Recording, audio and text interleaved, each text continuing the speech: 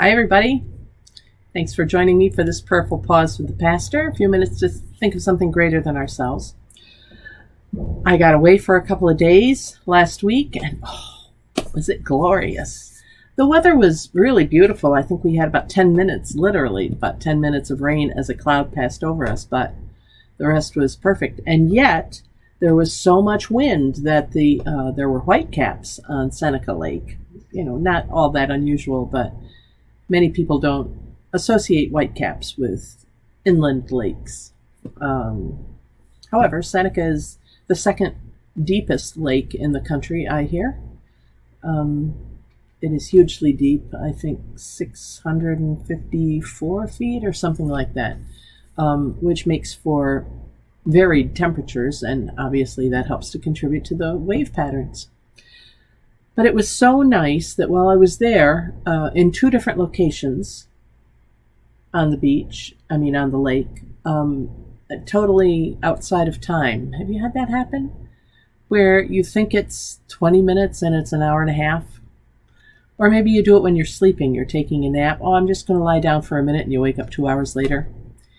And that happened for a couple of us as we were talking in those time frames, as I say, in two different locations, but the conversation and just being surrounded by nature and the wind and the sound and the rhythm of the tides, the waves, it was really rejuvenating, refreshing. And I wonder how you do that. How do you get to be outside of time? For some of you, I know one of my friends in particular who is a fabric artist, and you can see her work behind me there in that quilt of the cross.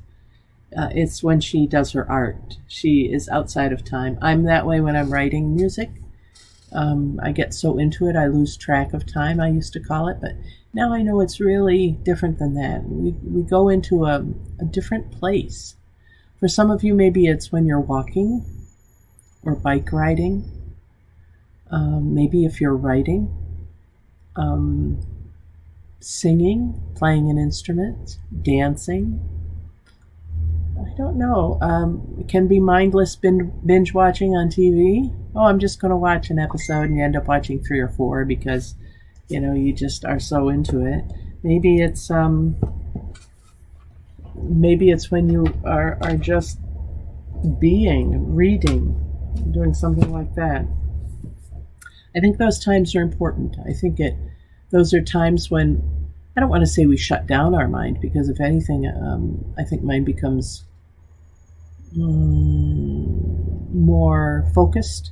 It's not shut down, absolutely not shut down. But I do think that it kind of clears away the mundane and the busyness of it. And something like that. But I'm convinced more and more that it takes us into a different dimension. There's just something otherworldly about it. Maybe because it's outside our daily life. Whatever it is, that's my challenge for you this week, that you will set aside some time, whether it's morning, afternoon, evening, middle of the night. Set aside some time when you can be outside of time. Whatever you have to do. And it's going to have to be something that engages you, because if you just say, okay, I'm going to set aside this time now to be outside of time, all you will be able to think of is, I'm going to be outside of time now. It's like whatever you do, don't think about your breathing. And then, of course, that's all you can think about. So find something that can really speak to you and nourish you. And it doesn't have to be a long period of time outside of time. It could be a 20-minute period, even a 10-minute period. Last night, okay, so here's the other big news in my life. I have a new kitten in the household, and her name is Zara, which means radiance, and I think in Arabic.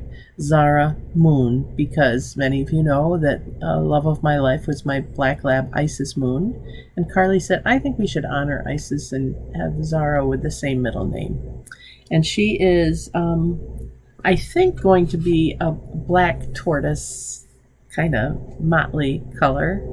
Mother is a calico, and she's mostly black, but then you have browns and kind of reds and whites cropping out, and she's 3 months old now, so it's the pattern of her markings are just beginning to really emerge. And we brought her home yesterday, and actually I got pretty good night's sleep. Although I woke up, here's talking about being outside of time, I woke up and thought, oh, it's got to be 5 o'clock.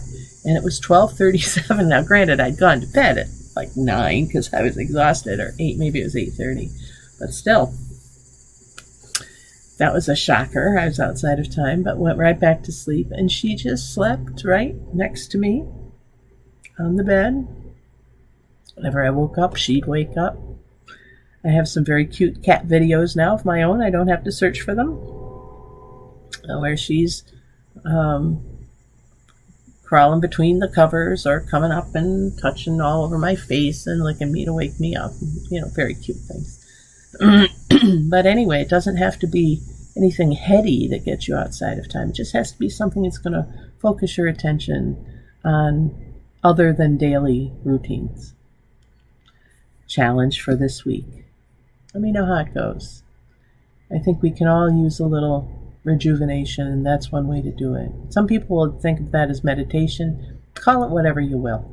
Just get outside of time. Find something to focus on. All right? You'll be surprised how much it will enrich your life and make everything fire better in your brain. I hope you have a great day today. Thanks for joining me for this Prayerful Pause with the Pastor.